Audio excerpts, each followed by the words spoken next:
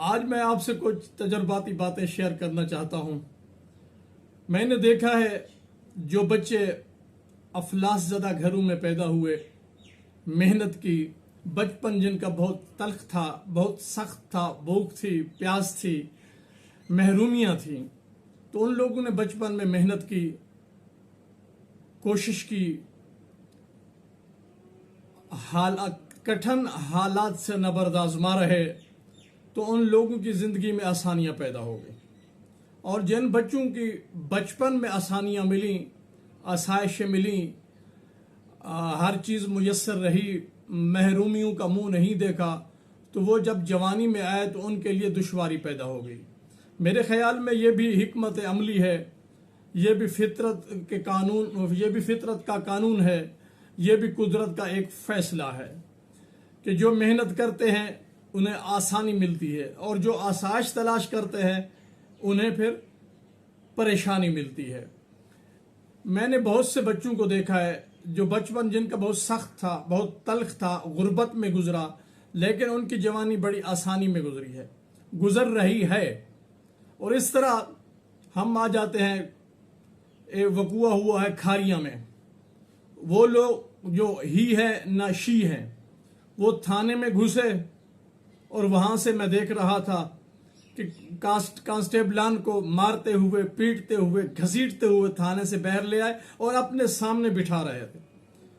مجھے تو بہت شرم آ رہی ہے، میں ایسی پکچر بھی ویڈیو میں سلیکٹ نہیں کر سکتا کیونکہ میرا دل اور میرا ضمیر اجازت نہیں دیتا۔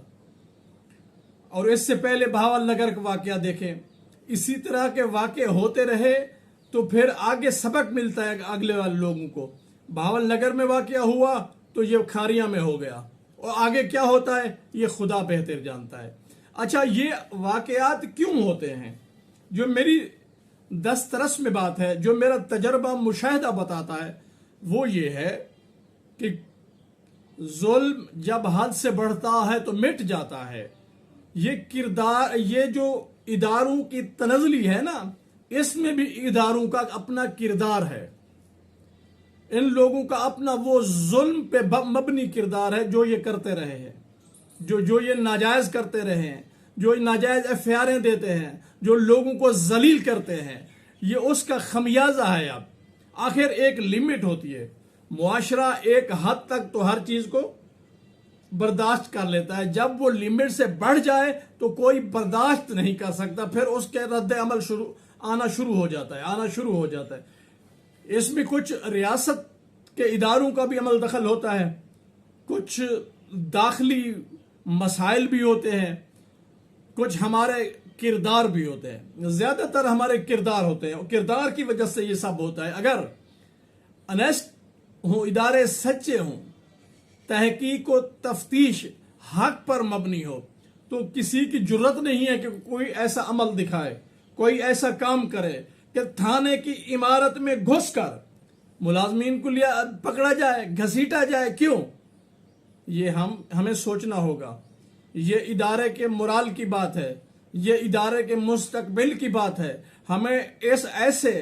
ہمیں کوئی ٹھوس اقدامات کرنے ہوں گے تاکہ اس ادارے کا مورال بلند ہو، پبلک اور پولیس میں محبت کا رشتہ قائم ہو۔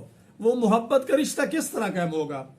میں علل کہہ رہا ہوں، جب تک آپ حق کا ساتھ نہیں دیں گے، سچ کا ساتھ نہیں دیں گے، مظلوموں پہ رحم نہیں کریں گے، ظالموں کا ساتھ نہیں چھوڑیں گے، اس دن تک آپ کی عزت، آپ کا مورال بحال نہیں ہو سکتا۔ یہ سچ ہے اور یہ کھری بات ہے۔ ہمیں خود میں اپنا مثبت کردار ڈھونڈنا ہوگا اور اس مثبت کردار کو آگے پیش کرنا ہوگا۔ نیگیٹو، منفی رجحانات، منفی کردار ہمارے ویسے عیاں ہو چکے ہیں، تو ہمیں چاہیے اپنے ادارے کے مراد کے لیے، اپنے مملکت کے لیے، اپنی ریاست کے لیے، اپنی عوام کے لیے، اپنے معاشرے کے لیے کوئی مثبت کردار پیش کریں تاکہ ادارے اور عوام ایک ہو جائیں۔ جب ادارے اور عوام ایک ہوں گے تو ریاست مضبوط ہوگی، معاشرے میں امن آئے گا، ظلم ختم ہوگا، خوشحالی ہوگی۔ نہیں تو پھر یہ واقعات ہوتے رہیں گے اور دشمن ہمارا تماشا دیکھتا رہے گا. میں پھر ریکویسٹ کرتا ہوں, پھر التماس کرتا ہوں کہ ہمیں حق کے راستے پہ چلنا ہوگا, مظلوم کا ساتھ دینا ہوگا, بے گناہوں پہ FIR نہیں دینی ہوگی. ہماری تحقیق و تفتیش شفاف ہوگی تو ہمیں عزت ملے گی, معاشرہ ہمیں عزت دے گا. پاکستان زندہ باد.